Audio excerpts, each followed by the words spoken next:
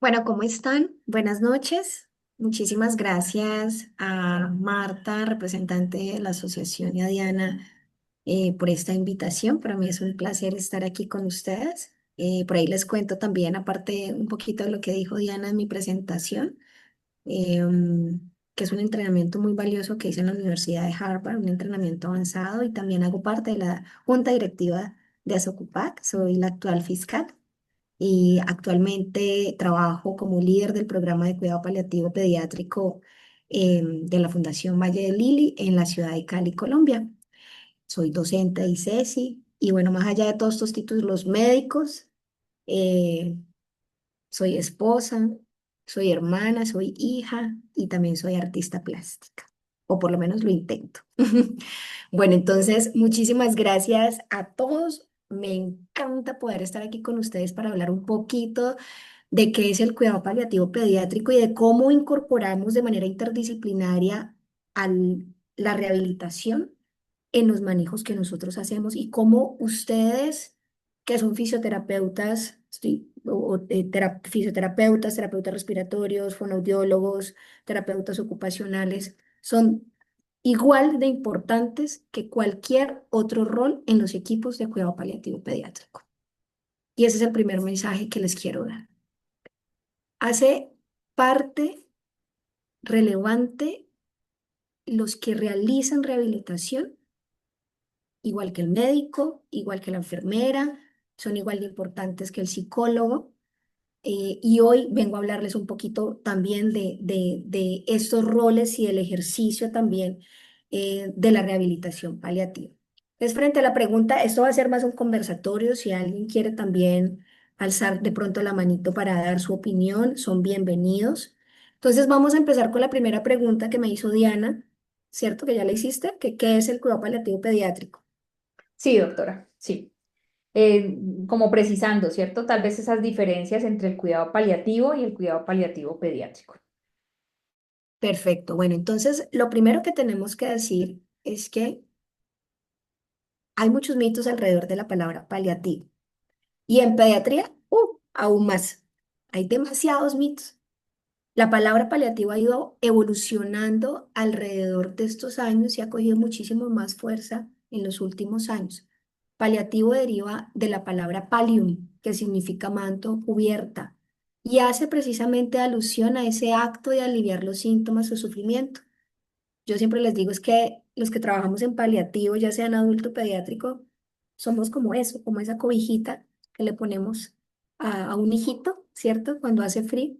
Esos somos los que hacemos paliativo. ¿Qué es específicamente o qué busca el cuidado paliativo pediátrico? Busca mejorar definitivamente la calidad de vida de todos sus pacientes y sus familias que afrontan una enfermedad que amenaza la vida del niño a través de la prevención, de la identificación y el manejo del sufrimiento. Y recordemos que el sufrimiento puede ser en diferentes esferas. A veces pensamos que el sufrimiento solamente es físico y nos enfocamos solo en atender el sufrimiento físico, pero el sufrimiento puede llegar a otras esferas como lo emocional, como lo social y como lo espiritual. Y todos los roles en los equipos son supremamente indispensables para ayudar a minimizar el sufrimiento que puede acontecer en todas estas esferas del ser humano.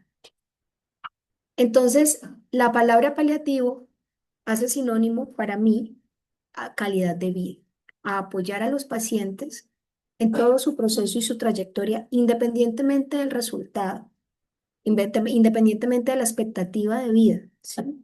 Independientemente si son pacientes que están en fase paliativa. Una de los aspectos importantes en cuidado paliativo pediátrico y también en adulto, que es el ideal, es que esta palabra paliativo, que antes significaba muerte y significaba llegar en el momento de la muerte, ahora se ha expandido mucho más y ha llegado al punto de ser un sinónimo de encontrar calidad de vida en los procesos de los niños, incluso con pacientes que tienen una buena expectativa de vida, ¿sí?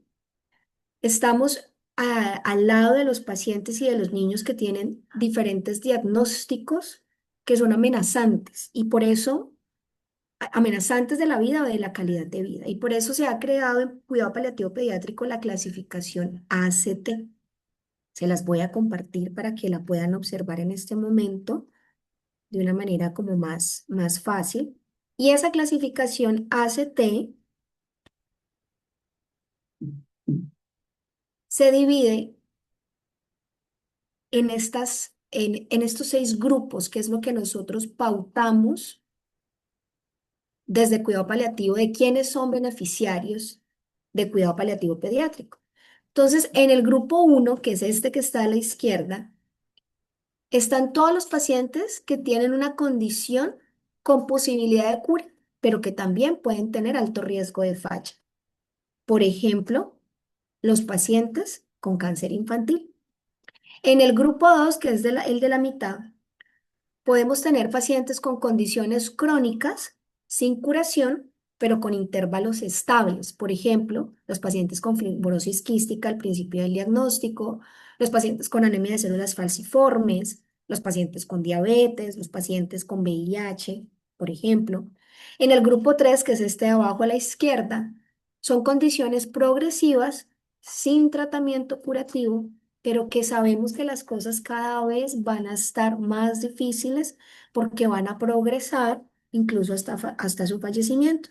Ahí incluimos pacientes, por ejemplo, como las pacientes de atrofia espinal, que sabemos que empiezan con una funcionalidad adecuada y su trayectoria va decayendo porque su funcionalidad motora va decayendo.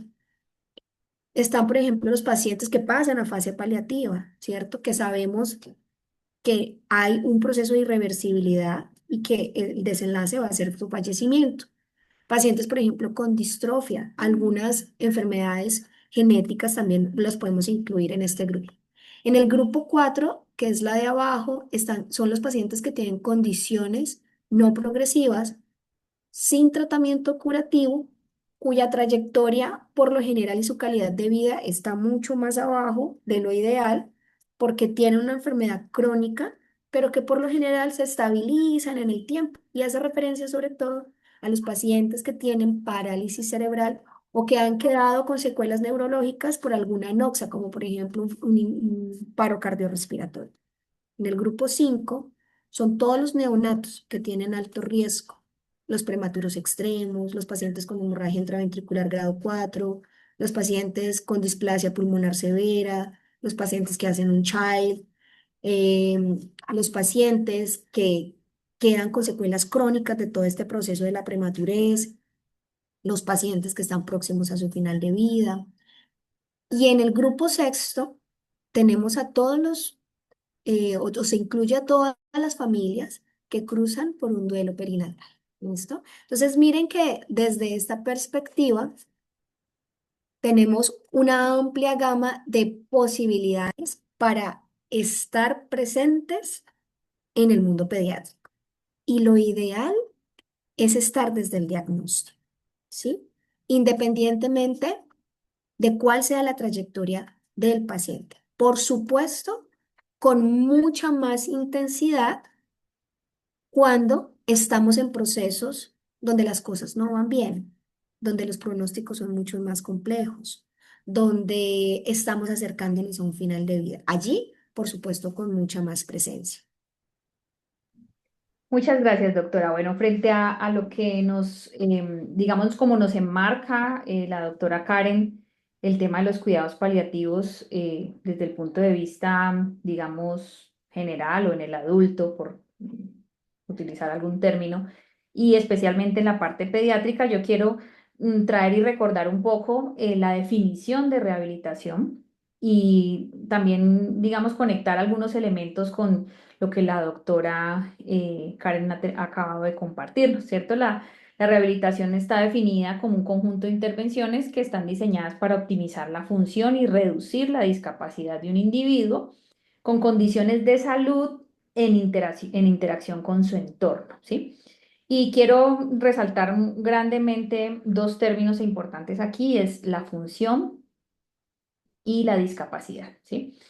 Como equipo rehabilitador, nosotros tenemos una responsabilidad gigante cuando hablamos del abordaje en cuidados paliativos, y es que muchas veces las acciones se centran en paliar, en, en la enfermedad como tal, ¿cierto? En lo que la enfermedad provoca, en los tratamientos que se requieren, en los fármacos, las intervenciones, el acompañamiento médico, pero muchas veces se desconoce cómo es o cuál es el impacto de ese sujeto con esa enfermedad en su funcionalidad, en su funcionamiento y finalmente eso cómo se traduce en la calidad de vida, ¿sí? Entonces, la rehabilitación en cuidados paliativos específicamente intenta mejorar la calidad de vida a través de enfocarnos en lo que nos corresponde, que es la función, ¿cierto?, de este paciente en su desempeño, su desenvolverse en sus actividades diarias y cuando eso no es posible,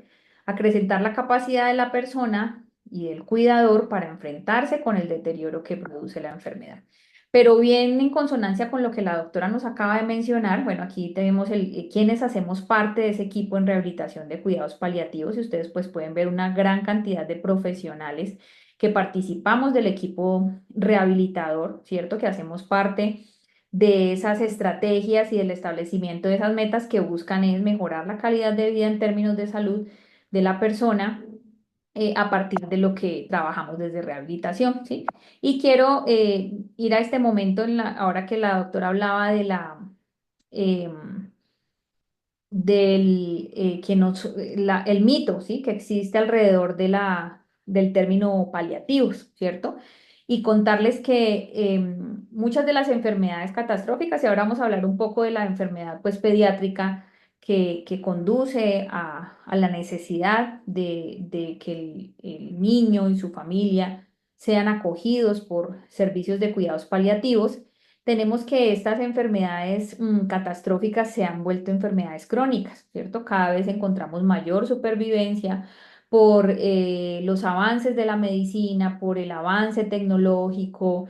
Entonces, situaciones en las que antes o previamente veíamos una sobrevida más baja de los pacientes, de los niños, ¿cierto? Unas condiciones tal vez desde el punto de vista neurológico, fisiológico, de ciertos órganos y sistemas que previo al avance de las unidades de cuidado intensivo neonatal no permitían la sobrevida del niño, ahora encontramos situaciones diferentes, ¿cierto? Niños que sobreviven, niños que frente a los tratamientos y demás logran sobrellevar las situaciones patológicas como tal, pero generando un impacto muy profundo en su desarrollo motor, en sus posibilidades de desenvolverse como niños en sus diferentes roles vitales, ¿sí?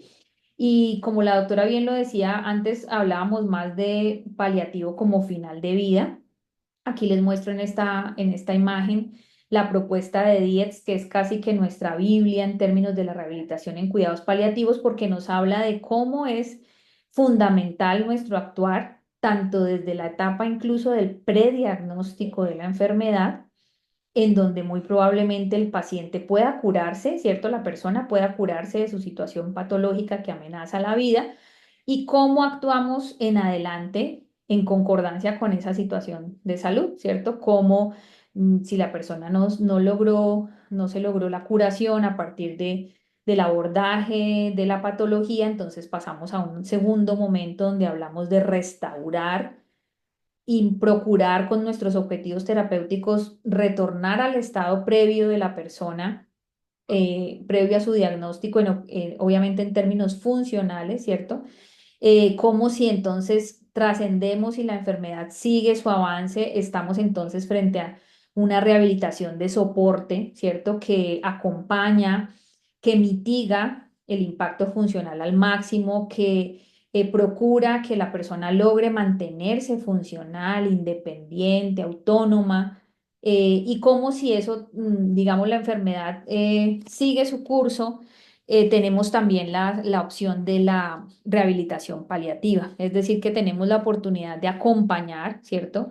De establecer un proceso terapéutico, incluso desde el prediagnóstico hasta ya una fase avanzada de la enfermedad y acompañar el final de vida ya enfocados más en objetivos como el manejo de los síntomas desde nuestras diferentes disciplinas, profesiones y más procurando el confort, el bienestar y la calidad de vida de la persona en términos de esa situación que tiene a ese momento.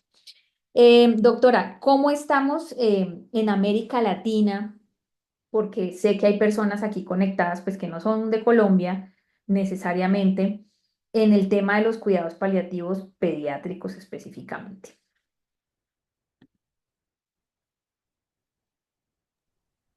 Bueno, en Colombia, en el tema de cuidado paliativo pediátrico, como les decía, pues hemos ido creciendo alrededor de los años, ¿sí? Eh, Cada vez somos más paliativistas pediatras y personas que generamos equipo en las diferentes instituciones. Por supuesto, todavía falta bastante, ¿sí? Y cada vez estos equipos se van conformando de una manera mucho más integral. Em, ¿Ah? ¿Qué? Listo, ya sí.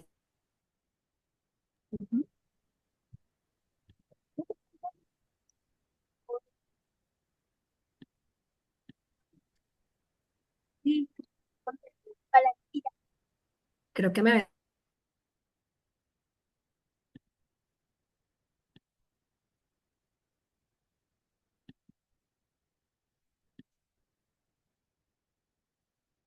Doctora, es que silencié a todos porque estaban por ahí un micrófono abierto.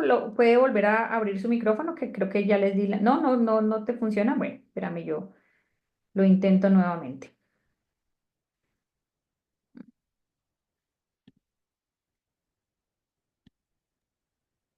Ahí ya, listo.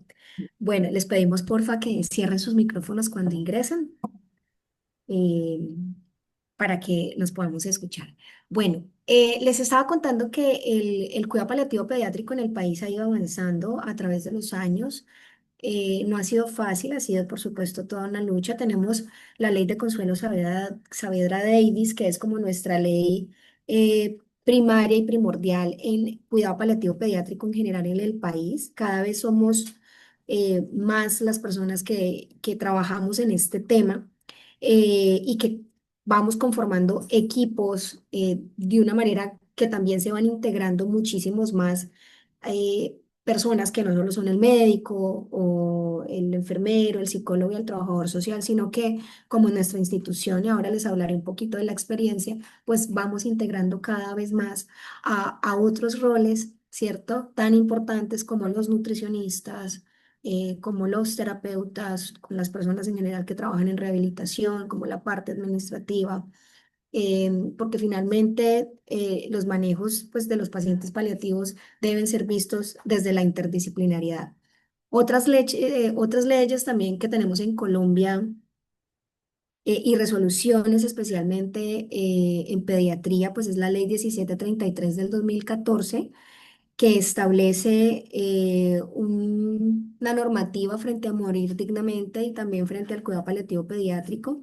Importantes tenemos las resoluciones 1216 del 2015 y la 4006 del 2016, también que pautan en esas resoluciones los comités para controlar muerte digna, incluyendo ahí en un apartado sedación paliativa. La resolución 825 del 2018 donde también está documentado el procedimiento para niños, niñas y adolescentes que reglamentan cómo realizar voluntades anticipadas. La del 2020, resolución 229, que es la Carta de los Derechos y Deberes de los Pacientes. Está la resolución 979 del 2021, donde también se establece la conformación de comités para hacer efectivo el derecho a morir dignamente, y por ahí también hablan de paliativo, y una de las más recientes, que es específicamente en pediatría, donde se pauta también toda la necesidad de decisiones compartidas con el paciente, con su familia, la autonomía de los niños y de las niñas, cómo pueden también hacer valer sus derechos en los procesos de salud y enfermedad. que fue la resolución que salió en febrero del 2025, que es la más reciente. Entonces, en términos legales, creo que hemos avanzado en cuidado paliativo general y en cuidado paliativo pediátrico bastante en el país, sobre todo con esta nueva resolución de febrero del 2025. Y no les voy a decir que no nos falte, que nos falta mucho, por supuesto, en el país, sobre todo en poder integrar las transiciones, pienso yo que de una manera mejor, sobre todo cuando pasan del hospital a casa, es decir, desde el cuidado domiciliario, que es todo un reto también. eh, pero hemos ido creciendo y cada vez somos más los que vamos en pro del cuidado paliativo pediátrico en el país. Gracias, doctora. Frente a esto que mencionas, yo creo que es importante que como profesionales de la rehabilitación busquemos esos espacios de capacitación, ¿sí? Digamos que no es que hagamos yo siempre les digo a las personas a las que acompaño en talleres, en cursos sobre cuidado paliativo en fisioterapia, yo les digo, no es que hagamos una fisioterapia diferente, ¿sí? No es que es una profesión que desarrolla actividades, metas terapéuticas, objetivos diferentes, pero sí hay una filosofía, ¿cierto? Que marca unos principios que marcan nuestro actuar como profesionales que obviamente debemos conocer para poder integrarnos de forma adecuada en los equipos y para perderle el miedo también, doctora, porque creo que como profesionales de salud, y creo que no es solamente una situación porque hemos leído publicaciones y demás de medicina, enfermería, como profesionales de salud le tenemos miedo a hablar de la muerte, le tenemos miedo a hablar de lo incurable, ¿cierto? Le tenemos miedo a hablar de lo que se nos sale de las manos, de lo que no podemos controlar. De manera que creo que hay también un tema de capacitarnos, ¿cierto? De involucrarnos, de ser responsables como profesionales y asumir ese reto, ¿cierto? Tan importante de empezar a trabajar sobre esto, porque también es importante que reconozcamos que los perfiles epidemiológicos y lo que les mencionaba hace un rato vienen creciendo, ¿sí? Las enfermedades catastróficas vienen en aumento en la población general, ¿cierto? Y como profesiones, ¿cómo estamos preparados para asumir esos retos? ¿Cómo estamos cambiando, transformando los pensum académicos, los enfoques en los pregrados, ¿cierto? Y asimismo a nivel posgradual, porque tal vez es una de las principales carencias con las que contamos, por lo menos en Colombia, y es las posibilidades que tenemos de poder acceder a formación posgradual en el tema.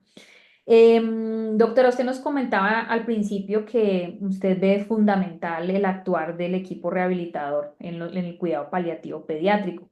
Quisiera que nos dijera de pronto algunos aspectos concretos de esa importancia, ¿sí? La importancia que tiene esa rehabilitación en los cuidados paliativos, específicamente en pediatría.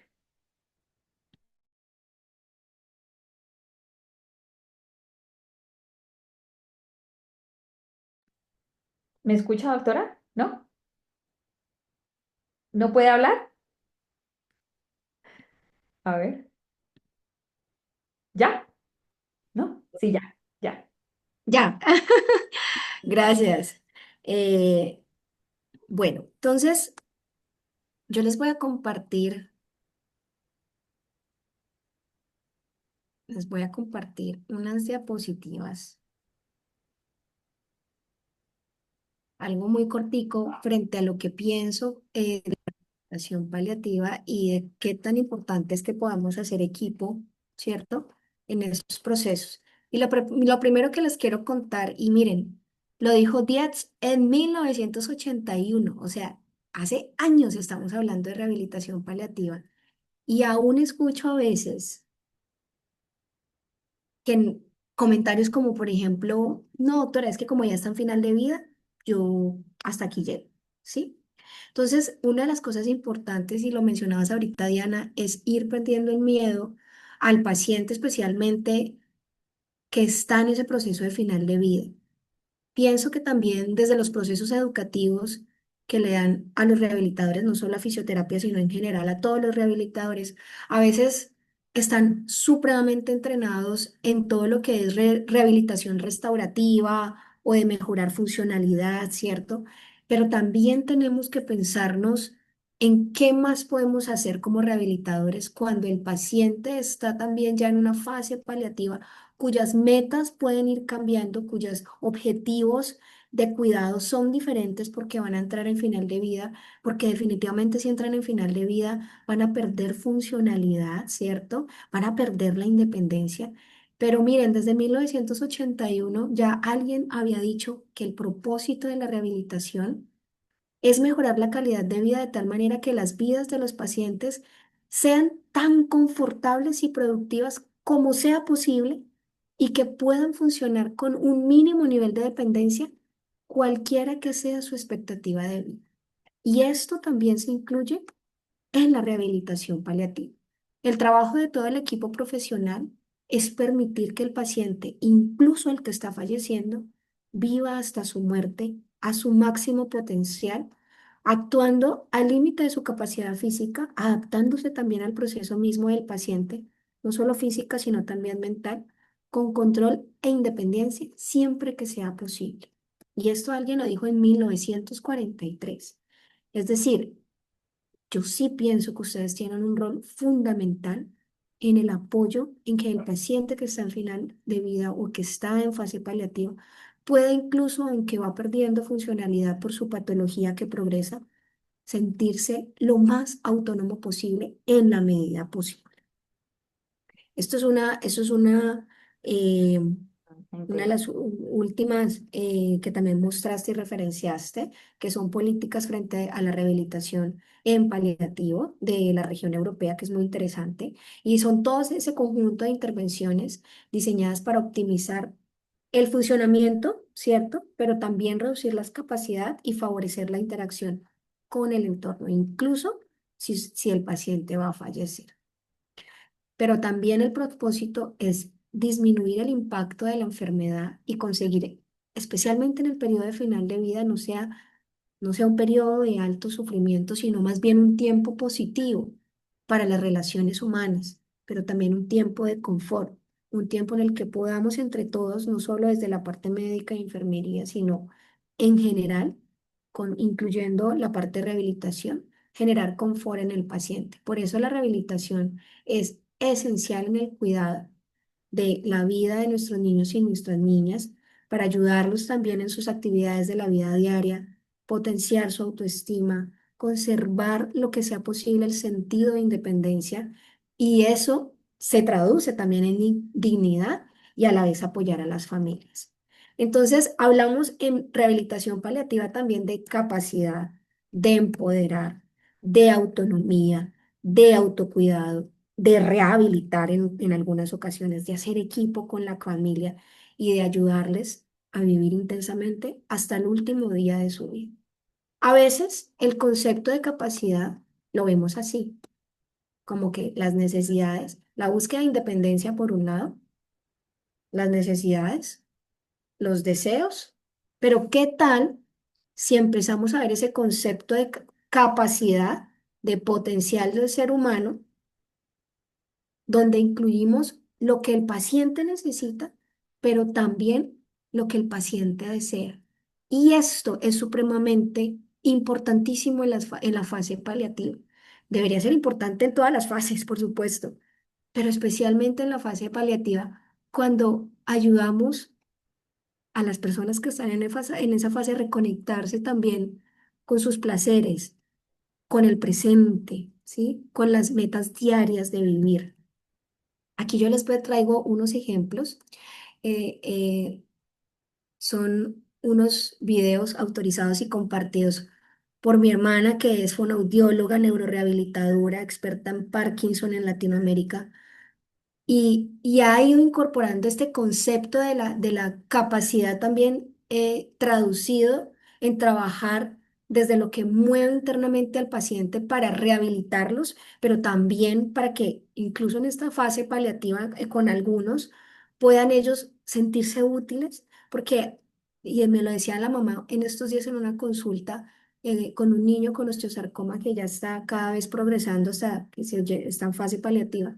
Me decía, doctora, la terapia a él le da sentido en el día a día y le da como un motivo. Así como cuando los niños se levantan para ir al colegio, bueno, algunos que no quieren, pero, o cuando uno se levanta a ir a trabajar, ¿cierto? Como que tengo una tarea, tengo un objetivo. La terapia se vuelve en algunos pacientes eso para la vida de un niño. Entonces aquí, por ejemplo, vemos a un paciente que tiene Parkinson, eh, que le encantaba leer, le encantaba, era escritor y ahora por el Parkinson, pues ha dejado de escribir. Así que su terapeuta físico, que es el que está ahí al lado, su fisioterapeuta, en Chile le dicen kinesiólogo, y su fonoaudióloga decidieron llevarlo a hacer su proceso rehabilitador a una biblioteca. Y allí, en medio de esa caminata con ellos, pues fueron trabajando movilidad, ¿cierto? Y fueron trabajando también desde lo que a él le mueve internamente en su placer, en sus deseos.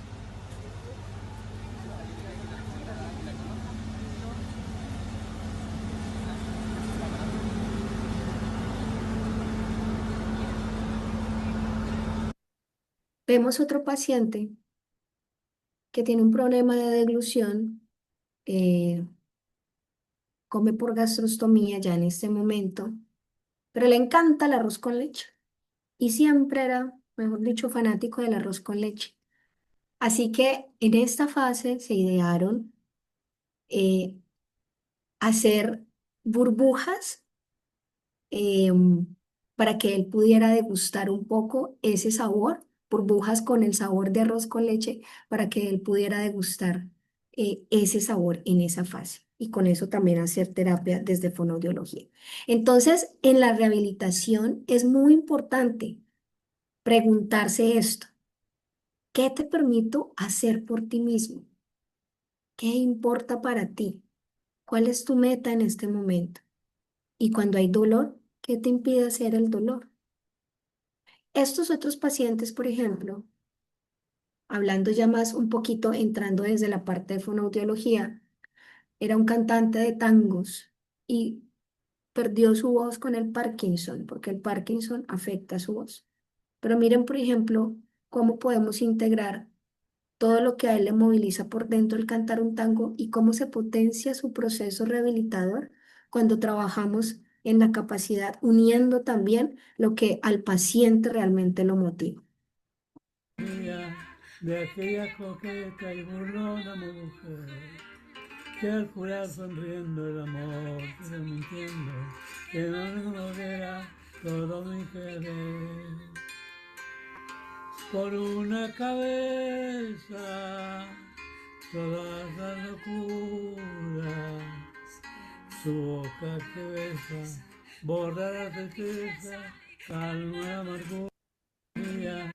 Por ejemplo, en esta otra paciente de la derecha, ¿por qué no trabajar la parte rehabilitadora desde lo que a ella le motiva, que es la cocina, por ejemplo? Ella fue chef y no pudo volver a cortar precisamente porque el Parkinson no se lo permitió.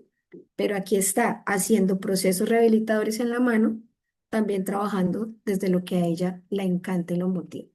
Entonces, dentro de la rehabilitación paliativa hay unos objetivos muy claros: disminuir el dolor y otros síntomas, evitar la aparición de úlceras por presión, evitar atrofia muscular, evitar retracciones articulares, mantener la máxima funcionalidad posible, proporcionar pautas ergonómicas y de cuidados a los familiares, evitar aparición de problemas respiratorios, circulaciones, mejorando la movilidad, proporcionar el máximo confort, favorecer la autonomía, promover la autoestima, aumentar su dignidad, y ahí también incluyo la educación a la familia.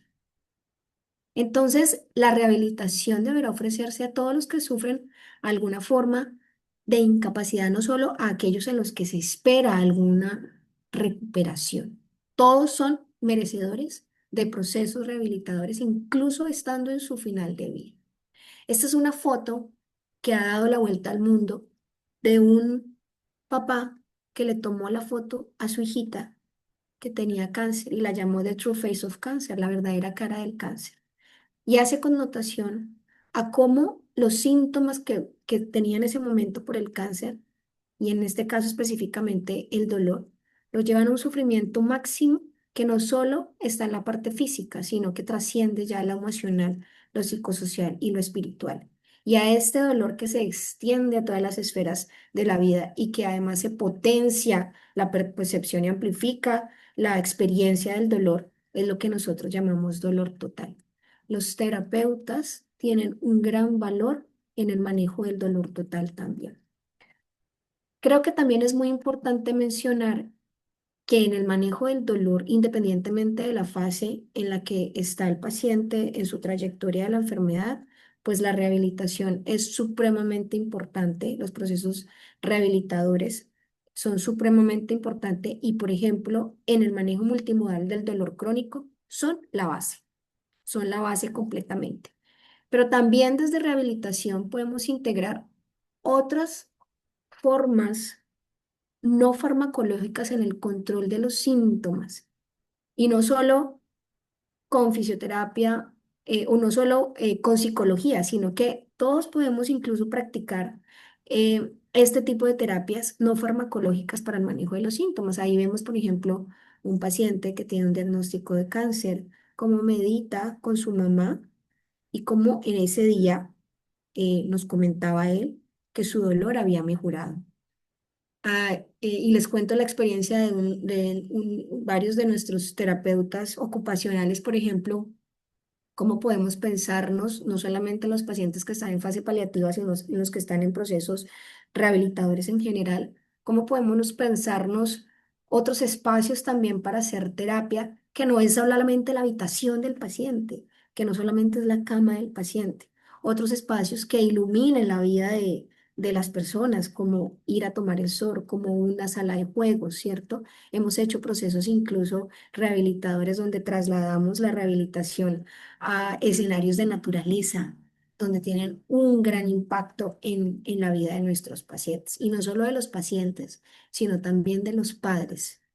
Aquí vemos, por ejemplo, otra paciente. Ella estaba en fase paliativa por una enfermedad cardíaca y vemos cómo podemos integrar con terapeutas otro tipo de manejos no farmacológicos que pueden darle control de los síntomas a los niños, pero también significar esos momentos para ellos.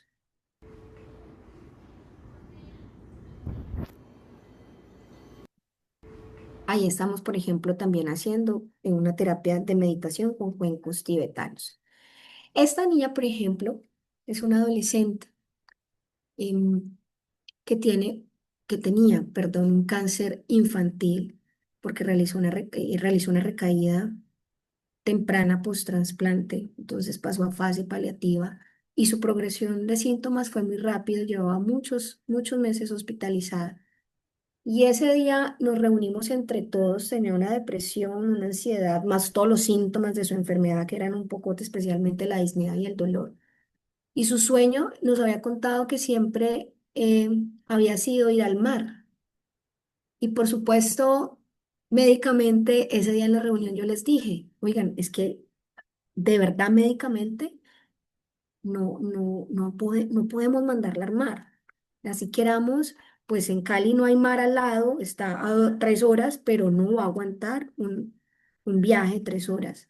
Está ya francamente en un estado general muy mal. ¿Qué podemos hacer para que ella calme un poco su ansiedad, esté un poco mejor, se conecte más con su mamá, se conecte también con el equipo, se conecte con el presente, se conecte con algo que le dé vitalidad, incluso en su final de vida? Y nos unimos todos, pediatras paliativistas, psicología, trabajo social, los de la cafetería incluso, los terapeutas ocupacionales, los fisioterapeutas, los guías espirituales, todos, para hacer un proceso en el que pudiéramos a ella trasladarla al mar, aunque no estuviera físicamente en el mar. Así que ese día decidimos hacerle una fiesta en la playa. Con terapia ocupacional nos ingeniamos también todo esto, en el que también pudiéramos trabajar desde las sensaciones, el, el trabajo de la percepción, ¿cierto? Y también desde poder que ella se sintiera y se trasladara como si estuviera en el mar. Con terapia física se trabajó ese día también masaje, ¿cierto? Con otras texturas como unas piedritas especiales. Y entre todos hicimos una meditación a través de la imaginación guiada en el que íbamos relatando en la meditación que se encontraba en el mar, que sintiera el agua. Entonces uno se encargó de ser el agua, el otro era el viento. Ahí me ven a mí parada con una gorra porque estaba haciendo un solazo. Yo era el viento, el otro era el sonido del delfín. Y eso fue la experiencia más significativa de toda la hospitalización para ella. Y cuando abrió los ojos, lo primero que nos dijo fue: wow, gracias, porque realmente estuve en el mar. Y ese día le mejoró el dolor, logró caminar más derecha, se le bajó el edema, mejor dicho, mejoró y ya después pasó su fallecimiento. No, sino que ella estaba escondiendo la ventana que estaba utilizando los avecitos marinos.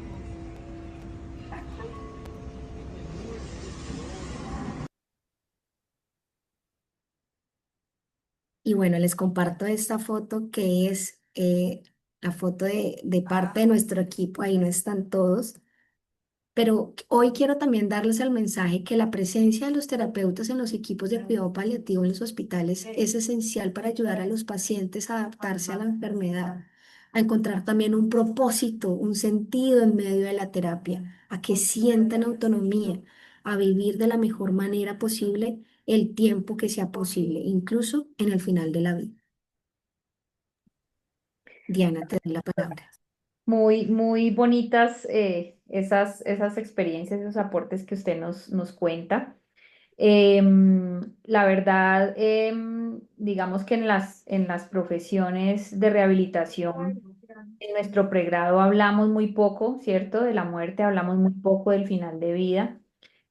Tal vez nos orientamos, como lo decía hace un rato, desde una filosofía del sanar, ¿cierto? De, bueno, está la técnica para recuperar la función en X y Y asunto, pero poco hablamos de cuidar y de la acompañar, ¿sí? Por eso la necesidad de que exista capacitación de nuestra parte, ¿cierto? Y que se abran sobre todo esos espacios, esas oportunidades de abordar a los pacientes. Yo también quiero contarles un poco de la experiencia que hemos tenido. Yo vivo en la ciudad de Popayán, en el Cauca. Este es un departamento muy rico en culturas y tenemos muchos grupos indígenas y diferentes etnias que, digamos, em, obligan a unas conversaciones mucho más profundas y permanentes en el abordaje de las personas, ¿cierto?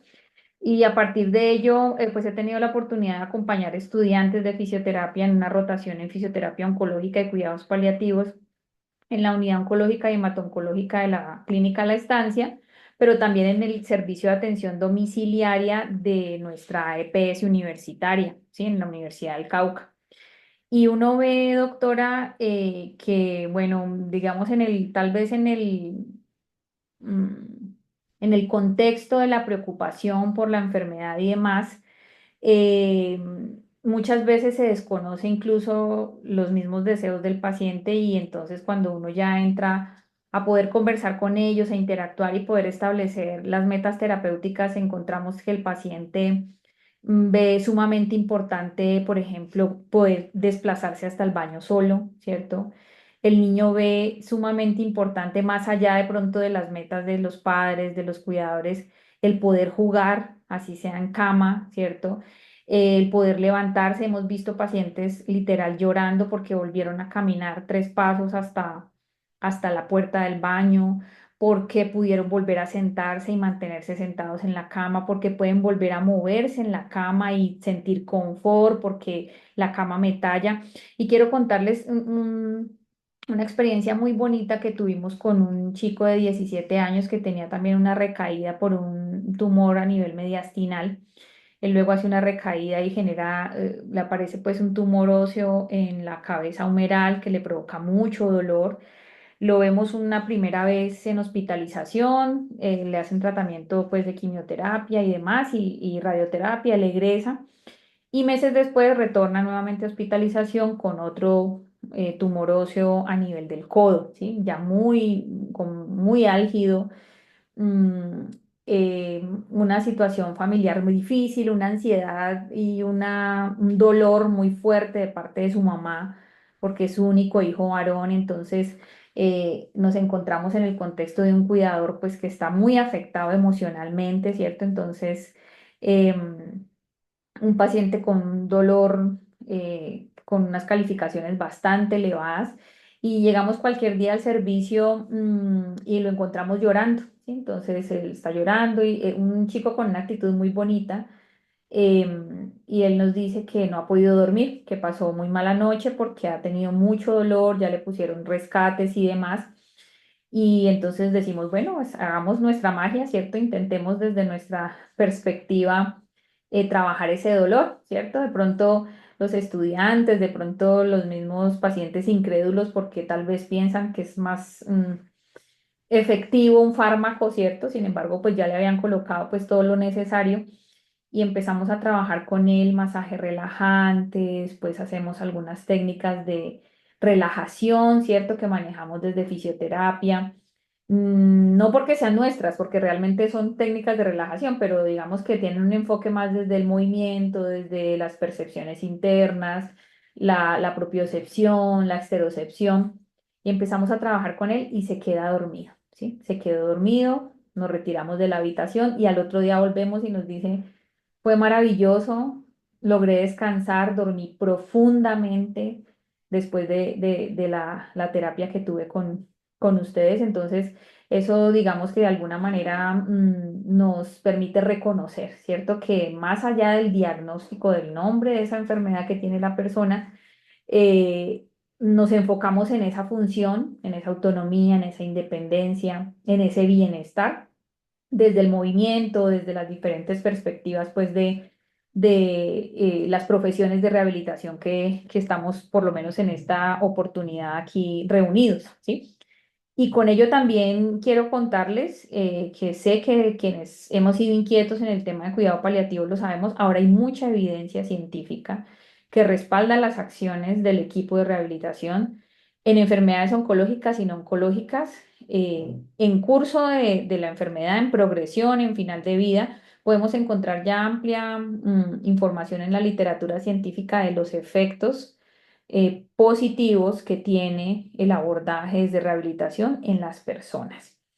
Quería preguntarle, doctora, un poquito frente a estos diagnósticos no oncológicos, porque tal vez en pediatría nosotros en las áreas de rehabilitación vemos pacientes que tienen patologías que no se curan, por ejemplo, y a propósito del curso que estaba promocionando Martica ahora al inicio y que está promocionando a Socupag en este momento, y es, por ejemplo, los niños con un compromiso neurológico severo, ¿sí? Nosotros solemos estar en contacto, ¿cierto? Y tal vez también el mito del cuidado paliativo, la persona inmediatamente piensa cáncer, ¿no?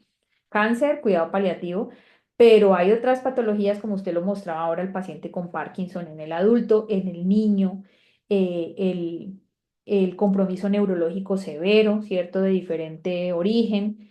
¿Qué otras patologías, Doc, aparte del cáncer, en su experiencia, en la experiencia en la Fundación Valle del Lili, en el servicio en el que usted trabaja, más pues obviamente todos estos procesos de capacitación y posgraduales que usted ha hecho, qué otras patologías son susceptibles de cuidado paliativo que no son cáncer en los niños?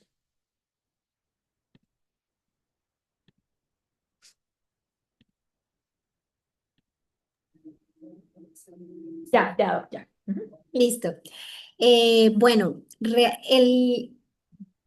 otro de los mitos, como bien decías, es que el cuidado paliativo es solo para el paciente oncológico. Resulta, y lo hablo sobre todo ya desde la experiencia en cuidado paliativo pediátrico, realmente la literatura reporta que de todos los pacientes, digamos, en diferentes cohortes que se han estudiado, hay un mayor porcentaje de atención o de necesidades en los pacientes no oncológicos. Por supuesto, los oncológicos. Pero si tomamos realmente el porcentaje de pacientes no oncológicos beneficiarios de cuidado paliativo pediátrico, es aproximadamente como el 70%, ¿sí? Lo que pasa es que falta mucho más educación en que el cuidado paliativo pediátrico es igual de necesario en el paciente oncológico y en el paciente no oncológico.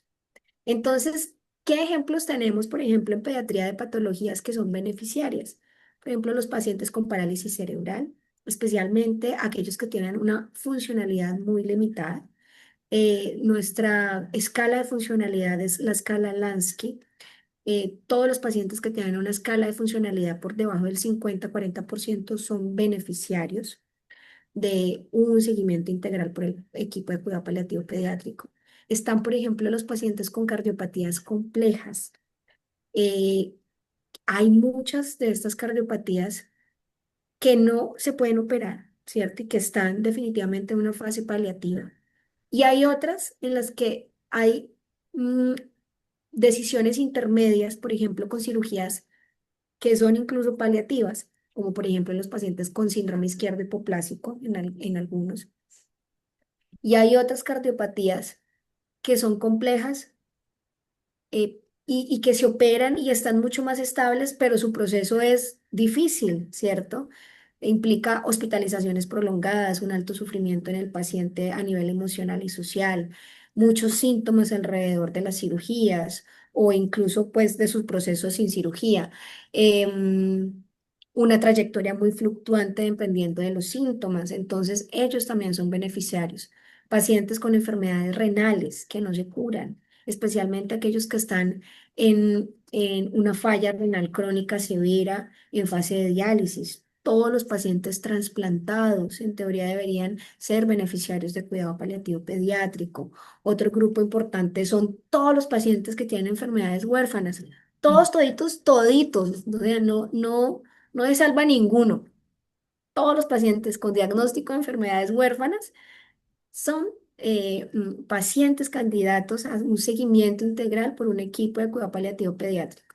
Y ustedes a veces se preguntarán, ay, pero es que hay algunas enfermedades huérfanas que no son tan graves, ¿cierto? Que los niños están súper funcionales, que tienen mucho potencial desde su perspectiva, desde la perspectiva de la capacidad, ¿cierto?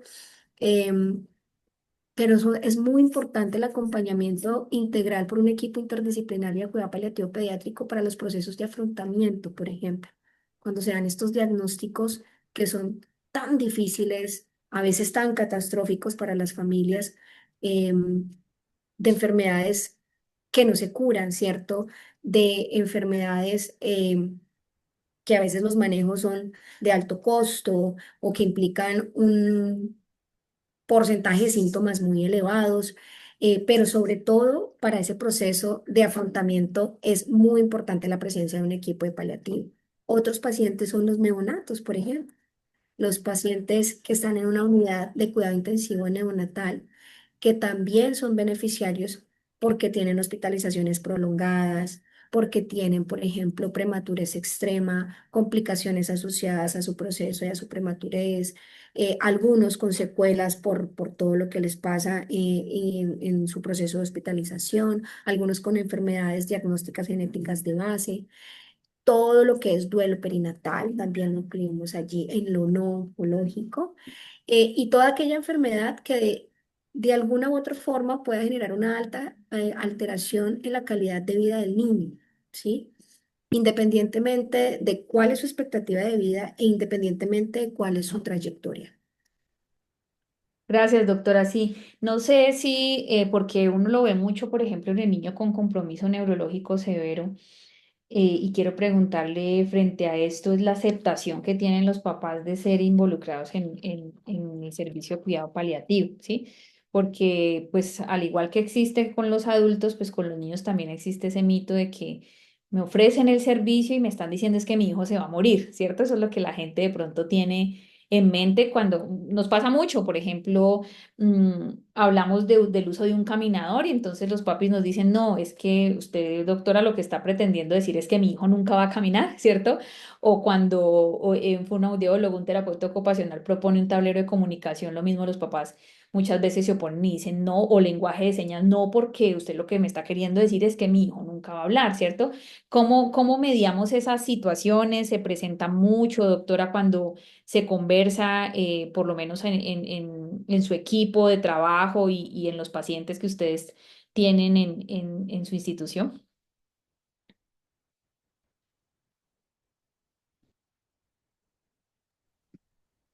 Ya, ya tiene audio. Ya, ajá, listo. Bueno, el proceso de comunicación en cuidado paliativo pediátrico y en general con los pacientes pediátricos, pediátricos es todo un reto, ¿no? No, recuerden que nuestro paciente es el niño, entonces también el proceso de comunicación es supremamente vital también. eh, Estar entrenados para conversar con los niños, ¿sí? No solamente es el papá, a veces veo em, procesos de atención en el que solo le preguntan al papá y a la mamá, y yo digo, ve, pero se olvidaron del más importante, que Ujú. es el niño o la niña, ¿cierto? O el adolescente. Los procesos de comunicación con los niños, específicamente hablando de los niños, depende mucho también de su capacidad cognitiva, depende mucho también de su edad, especialmente a la hora de dar malas noticias. También vamos al ritmo de ellos, ¿no? Y con un acompañamiento estrecho psicosocial. Y con los padres, pues es vital también ese proceso de conversar con ellos de una manera compasiva y existen todos unos protocolos desarrollados en cuidado paliativo pediátrico que nos dan herramientas para conversar con ellos, especialmente cuando hay noticias difíciles, como por ejemplo el afrontamiento de un diagnóstico, como por ejemplo el que el tratamiento de base no esté funcionando, como el hecho de que tiene que pasar a la UCI, o incluso noticias tan graves como por ejemplo que su hijo va a fallecer, ¿cierto? O noticias tan graves como que pasa una fase paliativa, ¿cierto? Uno de los protocolos importantes que se ha desarrollado muchísimo, que también se aplica en adultos, es el protocolo SPIKES o el PICE, que da herramientas y esto se los enseño también a todos los terapeutas o por lo menos trato de que todos lo aprendan porque sirve para todos, para absolutamente todos y creo que no solamente es el médico quien puede conducir una conversación, pues es que cuando un terapeuta va a hacer un proceso de rehabilitación, independientemente de cuál sea, pues hay que conversar, ¿cierto? Con el paciente y la familia. Entonces sirven muchísimo estos protocolos también de comunicación, como por ejemplo el SPIKES o el EPICE. Nosotros trabajamos también con otro protocolo, especialmente para hablar de pronóstico, que son los protocolos de Harvard, y no son una camisa de fuerza, pero son una base para poder establecer conversaciones, especialmente cuando el panorama no es tan chévere, no es tan benéfico, porque la palabra chévere es una palabra muy caleña. Gracias, doctora. Bueno, otra pregunta que quiero hacerle, que creo que nos interesa a todos? Ah, bueno, les he pedido que por favor en el chat, si me pueden regalar sus contactos telefónicos, pero les pido que por favor me regalen el indicativo, o sea, ese número más con el indicativo de su país, para yo poder, vamos a crear un grupo de WhatsApp y poder estar conversando allí, estarles contando de las propuestas académicas, de capacitación, de encuentros que desde Asocupac vamos a generar para el equipo de rehabilitación, ¿cierto? Quería, doctora, que usted nos cuente cuáles considera que son como los elementos cruciales en esa integración del profesional de rehabilitación en el equipo de cuidado paliativo, ¿sí?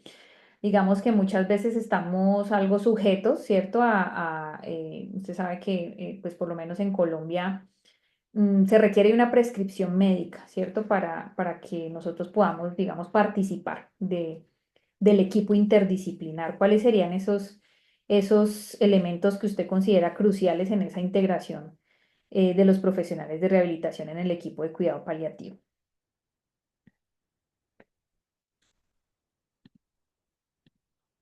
Ya, doc, ya puede conversar. Bueno, en general, pienso que estamos, pues obviamente en Colombia especialmente, y creo que también es una pauta en muchos países que está supeditado a la prescripción, ¿cierto? Por el médico. Em, pero pienso también que ustedes tienen voz, ¿cierto? Y tienen todo el derecho también a pautar y a decir lo que piensan frente a un paciente y su concepto, en mi caso, es supremamente importante. Tienen un rol para mí fundamental en los procesos de dolor. Un paciente, en especial cuando hay dolor crónico. un paciente con dolor crónico, si no tiene rehabilitación, ya sea terapia física, terapia ocupacional especialmente, es un paciente mal manejado para mí. Entonces, sí o sí, deben estar como base en los procesos de dolor, en especial en el dolor crónico. Pienso también que tienen un papel fundamental en los pacientes que tienen posibilidad rehabilitadora en el sentido de restaurar la función, ¿cierto? Les pongo un ejemplo. Un paciente que tiene un trauma craneoencefálico severo, que ha quedado con muchas secuelas y que tiene oportunidad de recuperarse porque está pequeño y su cerebro todavía hace plasticidad neuronal, entonces tienen un rol fundamental allá. Pero también tienen un rol fundamental para mí en la parte preventiva para poder reducir el impacto y la severidad de cosas que pueden pasar, que se pueden prevenir con rehabilitación. También pienso que en el rol de soporte, y cuando hablo de soporte es con apoyar para que no sucedan secuelas secundarias como retracciones, úlceras y demás, pero también para ir ayudando al paciente a adaptarse a todos los cambios físicos que pueden haber por la progresión de su enfermedad. Y por supuesto, para mí es supremamente el rol en la fase paliativa. Yo soy una fiel defensora de su presencia en los procesos paliativos y cuando me dicen, ay, pero es que ya está en fase paliativa, ¿qué le voy a hacer? Tome su cocacho porque sí puede hacer mucho. Por supuesto que sí, te podemos incluir. Ven, acompáñame a conversar con la familia. Miren, ustedes no saben la felicidad que le da a las familias cuando dicen, ay, mira, doctora, y vino el terapeuta. Yo, es que sí ven que son supremamente importantes y en muchas ocasiones me han acompañado también con su presencia en el final de vida, porque no hay nada más bello que un paciente pueda ser acompañado en su final de vida por todo su equipo y todo su equipo incluye también a los terapeutas. En la movilización, por ejemplo, en el final de vida, ¿qué tan importante es educar a los papás en esa movilización? Cómo enseñarles a cómo moverlos, a cómo masajearlos, ¿cierto? Sin generar más trauma, más daño, más sufrimiento. Cómo podemos generar y establecer vínculo desde el contacto corporal.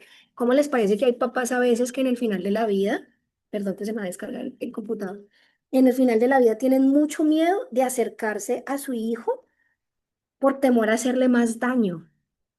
Pero debemos ser favorecedores del contacto físico, especialmente en el final de vida. Entonces, qué lindo que podamos tener a alguien que nos apoye en ese proceso de educar al papá y a las mamás en cómo podemos establecer contacto físico con, teniendo en cuenta los cambios corporales que también vive el cuerpo en el final de vida, pero también significando esos momentos donde entran en contacto y donde se vuelven, miren, esto en el en el final de vida se vuelve mucho más importante que la morfina, se vuelve mucho más importante que cualquier medicamento que pueda recibir el paciente. Y pienso que ustedes tienen un papel fundamental en ese proceso que les comento. Gracias, doctora. Así como lo menciona la doctora y también lo quiero resaltar, así como hay evidencia de los beneficios, ¿cierto?, que tiene el abordaje desde rehabilitación en cuidado paliativo, tanto en adulto como pediátrico, quiero contarles que también la evidencia cada vez es más contundente en los efectos del desacondicionamiento físico, de la postración, del encamamiento prematuro de la declinación funcional, ¿cierto? Que tienen las personas en estas condiciones pues patológicas y ello resalta la necesidad, ¿cierto? De que nosotros hagamos parte de esos equipos y como lo dice la doctora, de forma temprana, ¿sí? Les coloco un ejemplo que es sumamente frecuente, el impacto fuertísimo en la condición física de los pacientes con cáncer, ¿sí? El paciente llega con este diagnóstico, empieza su tratamiento y si no hay un equipo de rehabilitación que dé cuenta de su condición cardiopulmonar, de un ejercicio prescrito conforme sus condiciones, incluso en el ámbito hospitalario, de un equipo que resalte la importancia de la autonomía y la independencia en el desarrollo de las actividades básicas, ¿cierto?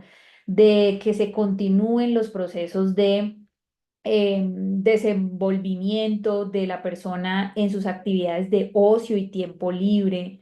Cosas tan sencillas como que si la persona le gusta pintar, pues llevemos al hospital sus elementos de pintura, si teje, en el niño si juega, ¿cierto? ¿Cómo es tan importante que se mantenga esa función, ese funcionamiento del que nos habla nuestro referente de la Organización Mundial en la Clasificación Internacional del Funcionamiento, la CIF, ¿cierto? ¿Cómo nos recuerda y nos llama a que, bueno, desde las diferentes profesiones tenemos nuestros enfoques de trabajo, pero lo vital para nosotros es que la persona continúe desenvolviéndose en esos roles vitales, que siga siendo hijo, que siga siendo niño, que siga siendo hermano, que siga siendo eh, par, ¿cierto? Con sus otros compañeritos, amigos, que se conserven esos espacios, esos roles vitales. Esto es tan importante que a hoy el concepto de discapacidad también ha venido cambiando muchísimo. Ya la discapacidad nos habla no del que no puede hacer cosas, sino del que no se logra desenvolver en esos roles vitales, el que deja de ser hijo, el que deja de ser estudiante, el que deja de ser ama de casa para ocuparse o limitarse en X o Y situaciones. Hay muchos retos, ¿cierto? Hay muchos retos para nosotros como profesionales, para los sistemas de salud. Creo, doctora Karen, que es muy importante que el profesional de medicina conozca lo que hacemos, ¿cierto? Sepa y también le pierda el miedo a que vamos de pronto a generar algún tipo de efecto negativo, ¿sí? También es un reto para nosotros poder dar a conocer nuestro trabajo, ¿cierto? Con evidencia científica, con fundamento científico, porque también es importante que sepamos que hay muchas situaciones en las que no debemos actuar o debemos aterrizar nuestras acciones a la situación patológica de la persona, ¿sí? Entonces es más de empezar a buscar esos espacios que nos permitan desarrollar esa experticia, demostrar esa experticia en el área de desempeño y que eso pues ya le dé tranquilidad a todos. Porque también hay un mito grande, doctora, con el que creo que trabajamos fuertemente y es con el mito de que estoy enfermo, entonces debo quedarme quieto, debo acostarme, no debo salir, no me debo bañar, no debo ir más al colegio. Ese es un mito fuertísimo y por lo menos en el contexto del Cauca lo vemos mucho, ¿sí? Pacientes a los que uno le pregunta, bueno, ¿y cómo va tu vida diaria? ¿Qué estás haciendo? No, yo no volví a hacer nada de lo que hacía porque mis hijos, mi esposo no quieren que trabaje porque estoy enfermo. No, el niño no puede jugar y no se puede bajar de la cama, no se puede quitar los zapatos porque está enfermo, ¿sí? Entonces, ese imaginario de enfermedad también genera un impacto muy importante a nivel del funcionamiento y la funcionalidad de las personas que hacen o cursan con este tipo de patologías y situaciones. Ya la doctora nos habló de condiciones diferentes al cáncer que son altamente frecuentes en nuestra consulta como equipo de rehabilitación. ¿Qué ibas a decir algo, Doc? Sí, justo Diana, como reforzar también algo que ya dijiste es que eh, la rehabilitación paliativa es un tema para mí que ha revolucionado también el cuidado paliativo, ¿cierto?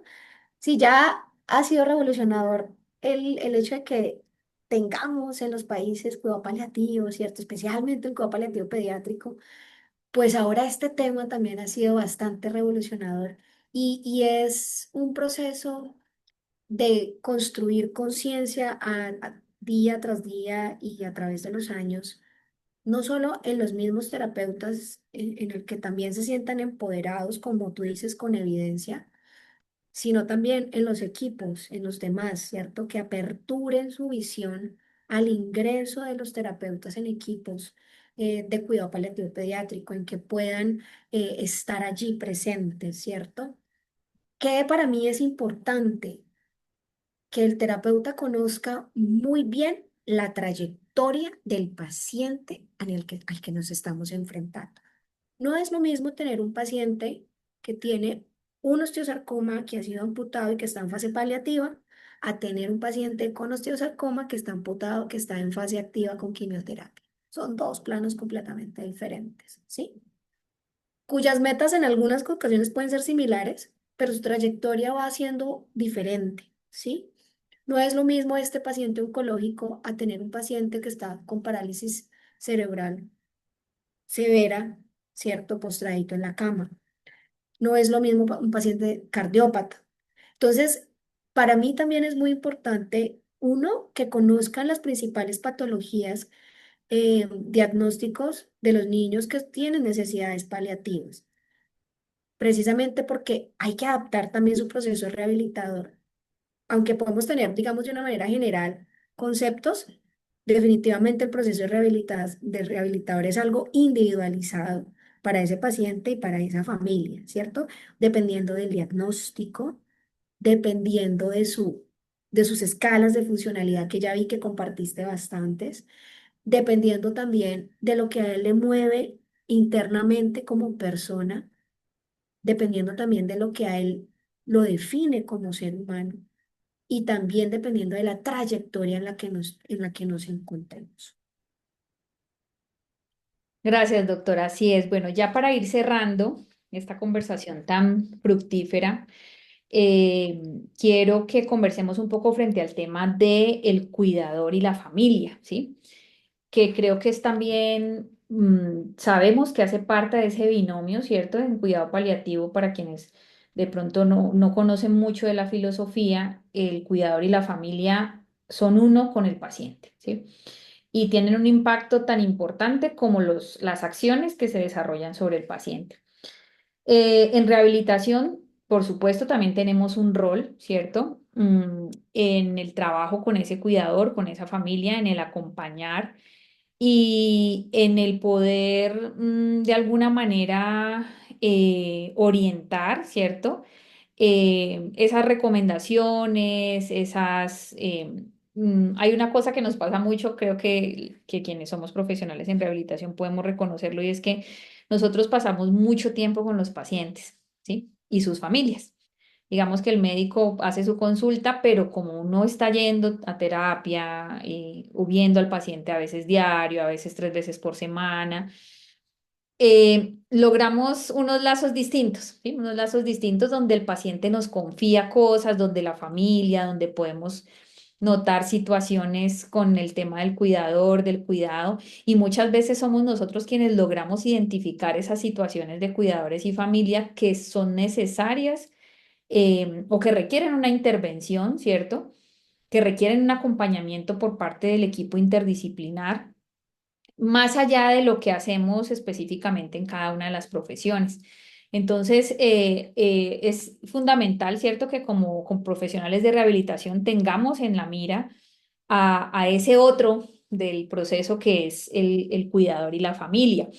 Desde fisioterapia trabajamos mucho, por ejemplo, la fatiga del cuidador o el síndrome del cuidador, desde todo lo que implica la demanda física, ¿cierto? Cuidar muchas veces implica unas posturas, un desgaste a nivel físico. Muchas veces el cuidador es una persona adulta mayor, es una persona que no tiene una condición, digamos, física buena, que tiene unas enfermedades de base. Y como lo decía la doctora hace un rato, muchas veces se dice, no, es que cuidado paliativo no es necesario porque esta enfermedad pueda que se cure, ¿cierto? Pueda que no, esto no es tan grave, pero realmente la filosofía lo que hace es abrazar, como decía la doctora al principio, colocar esa manta, ese manto para abrazar, para acoger al paciente, la familia, el cuidador y hacer el proceso diferente, ¿sí? En ese ejercicio, doctora, del acompañamiento al cuidador, a la familia, ¿cómo pudiésemos de pronto resaltar esas acciones del equipo en rehabilitación, ¿sí? ¿Cómo pudiésemos de pronto describir cuáles son esos aspectos a considerar, esos aspectos importantes. Usted ya nos habló de algo muy importante que es la comunicación, ¿cierto? Hasta en ese aspecto es importante que nosotros estemos empapados, impregnados de la filosofía de los cuidados paliativos porque cambia dramáticamente la perspectiva que yo tengo tanto del paciente como de su contexto, ¿no? Entonces, doctora, ¿qué pudiésemos mencionar al respecto?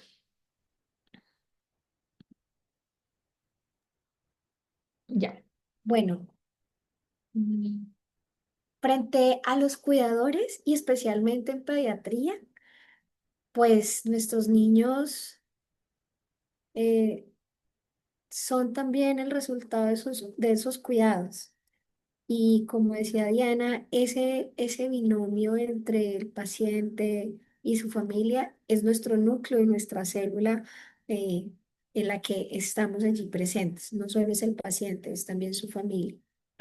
Un cuidador agotado es un cuidador que no va a hacer bien su ejercicio de cuidado. Por eso es muy importante también en nuestro ejercicio profesional, independientemente del rol, estar pendiente de esos cuidadores. Y hay algunas profesiones que generan lazos muy lindos y que generan una cercanía maravillosa. Yo a veces les digo, pues de manera jocosa a una de mis terapeutas, ay no, contame el chisme, contame bien el chisme a ver cómo ayudo también. Porque claro, como generan esos lazos tan cercanos, pues a veces se enteran de cosas que ni uno, y yo digo a veces que no se me ha ocurrido preguntar esto, y oh por Dios, esta es la causa de todo este problemón que tenemos. Entonces, pues esos lazos es muy importante facilitarlos desde la comunicación y en la comunicación, más allá de los protocolos, ¿cierto? Que nosotros manejamos, es básico la escucha. De las habilidades de comunicación que son, a veces pareciera más fácil, pero es la más difícil de desarrollar, es la escucha. Y esa habilidad, uno no nace aprendido con esa habilidad. Y eso es la buena noticia, que como es una habilidad la podemos desarrollar y la podemos practicar, no solo con los pacientes, sino también con nuestro mismo entorno personal. Ya la escucha per se, quiero decirles que es sanadora. Entonces, en nuestro ejercicio de cualquier rol que hagamos y habitemos, pues tener un sentido de la escucha, quiero que sepan que ya es sanador para ese cuidador. Pero hay que estar muy pendientes también del síndrome de cuidador cansado o de cuidador quemado también, o burnout del quemado, del cuidador, perdón, que es un estado de agotamiento físico, emocional, mental, que experimentan las personas que se dedican a cuidar a otra persona eh, en respuesta de la presión, del estrés, ¿cierto? De cuidar a una persona por un largo periodo. A veces uno no se alcanza a imaginar y uno lo asume como que, ay, es obvio porque es que es tu hijo, ¿cierto? Pero no, a veces no nos alcanzamos a imaginar lo que implica cuidar un niño o incluso un adulto también eh, en un estado de enfermedad, ¿cierto? Yo recuerdo cuando estaba en el proceso de mi papito se enfermó y le dio cáncer y cuando fue el diagnóstico estuvo 2 meses y falleció. Y con esos 2 meses, miren, yo les quiero contar como cuidadora que fui en ese momento con mi mamá y con mi hermana. Me sentía agotadísima.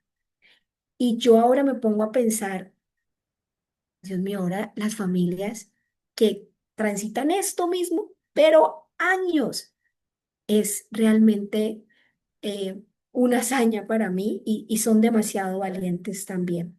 Entonces, todos los roles podemos estar súper pendientes de estos signos de cuidador quemado para activar también a psicología, a trabajo social, para que desde el rol, por ejemplo, de los terapeutas, también podamos incluso dar recomendaciones en cómo facilitar un poquito también.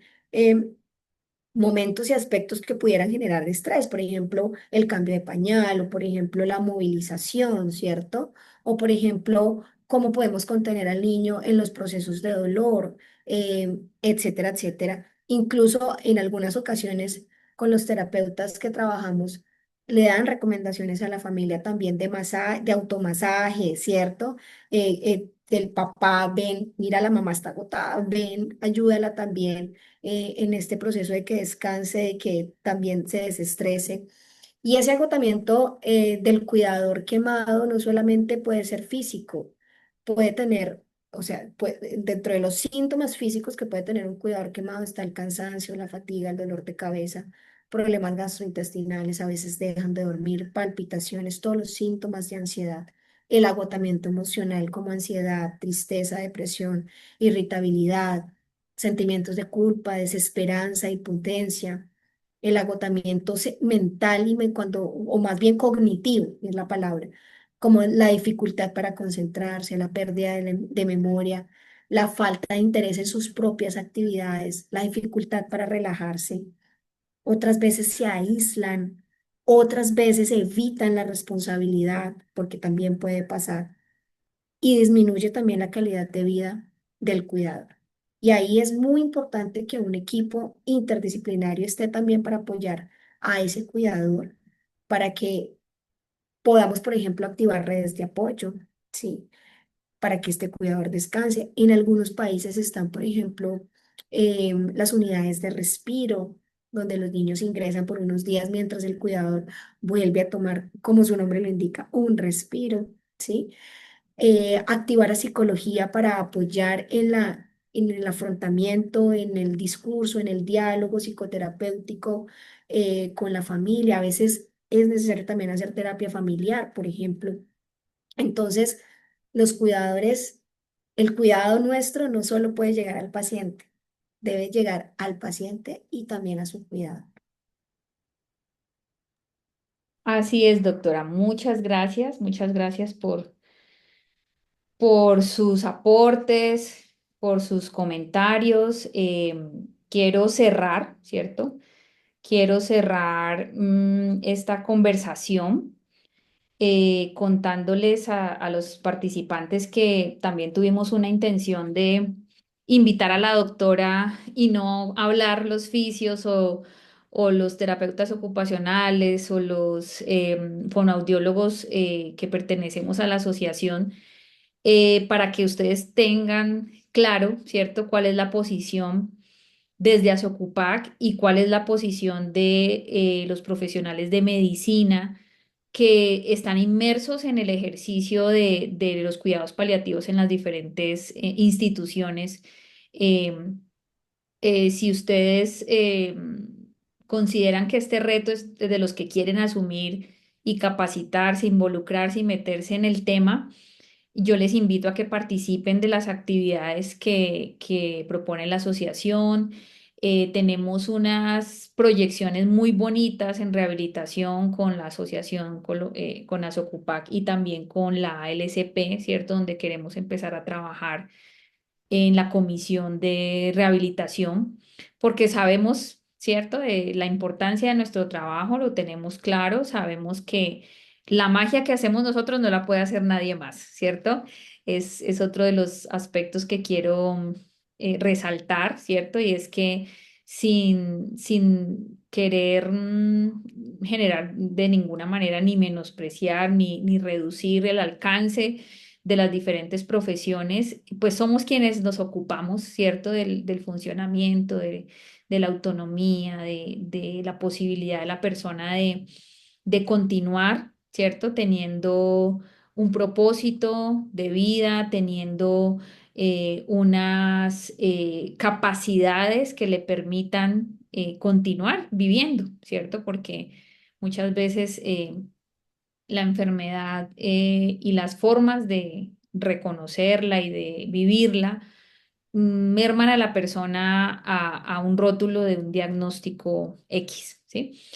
Invitarles a que estemos participando, como les contaba, y les pedía que por favor mediante el chat dejaran su contacto, porque vamos a continuar, ¿cierto?, desarrollando las actividades. Esta es la primera de este año en rehabilitación específicamente. Hicimos una publicación unos meses atrás en la revista de Asocupac una edición especial del aniversario de Asocupag y una edición especial en rehabilitación, que les invito también a leer, donde conversamos de estos temas, ¿cierto? La importancia de reconocer que ese sujeto con un diagnóstico X, una condición de salud X, requiere, ¿cierto? Requiere ese abordaje interdisciplinar en donde nosotros jugamos un rol importantísimo, ¿cierto? Porque es finalmente nuestro quehacer, nuestro resorte, nuestro referente epistémico desde las diferentes profesiones, a lo que hemos sido convocados y hemos decidido, ¿cierto? Trabajar, ¿sí? Le agradezco mucho a la doctora Karen por habernos acompañado. Conozco el trabajo, doctora, porque pues tuve la oportunidad de participar en el EPEC eh, del año pasado, el trabajo que hace la Fundación Valle del Lili, que es hermoso, ¿cierto? Tienen un modelo, la verdad, que uno quisiera que pudiese estar presente en todas partes, ¿cierto? Porque es un modelo que ustedes han logrado desarrollar y que es realmente admirable en realmente desarrollar la filosofía de los cuidados paliativos en la institución. Eh, en mi experiencia en el EPEC fui la única fisioterapeuta, ¿cierto? Todos los demás eran médicos, psicólogos. Después del EPEC he tenido contacto por WhatsApp con muchos fisioterapeutas de otros países preguntándome, supongo yo que los médicos que estuvieron aquí pues les contaron, ¿cierto? Y bueno, fue muy bonito y muy enriquecedor poder encontrar esa, ese trabajo en equipo, ¿cierto? Y ver que en realidad es posible desarrollar esa filosofía de los cuidados paliativos como lo he podido evidenciar de la Fundación Valle del Lili, ¿sí? No sé, quería decir algo para cerrar también. Sí, algo para cerrar. Bueno, Diana, primero agradecerte a ti y a la asociación, por supuesto, por invitarme. Gracias por esas palabras. No todo es perfecto, pero allí vamos trabajando de la mano de todos. Em, Vienen diferentes cursos en los que también pueden participar para que conozcan un poquito más de este tema, ¿cierto? Viene el curso de pacientes con patologías neurológicas, pediátricas, y también más adelante les va a llegar seguramente la invitación al diplomado en cuidado paliativo pediátrico, donde tenemos un buen componente también de rehabilitación, y también conozco, y Diana les contará también un poquito más frente al diplomado en rehabilitación que también tiene la asociación. Yo les quiero dejar también pues una frase, ¿cierto? Que siempre le digo a mis pacientes y sus familias cuando reciben estos diagnósticos de enfermedades avanzadas, y es que no nos definen los diagnósticos, pero sí la forma en cómo los habitamos y lo que aprendemos de ese diagnóstico. Y recordemos que todos, absolutamente todos, independientemente de nuestro rol, podemos eh, ayudar a añadir vida a los días de nuestros niños y sus familias, y no solo días a la vida. Que esos días que queremos añadir tengan también sentido, que tengan vida esos días. Muchísimas gracias. Gracias. Agradezco a todos su participación. Estemos atentos, ¿cierto? Voy a incluirlos entonces en el grupo de WhatsApp y por ahí nos estaremos conversando para ir creciendo juntos, para ir resaltando, ¿cierto? La importancia de nuestras profesiones en esta hermosa área de desempeño. Es un desafío, hay mucho por hacer, mucho por trabajar y pues juntos es más fácil, juntos es más fácil, más fructífero. Les deseo a todos una buena noche, que tengan un feliz descanso y nos vemos pronto en las próximas actividades que vamos a desarrollar en el marco de la rehabilitación en cuidados paliativos. Feliz noche para todos. Hasta luego.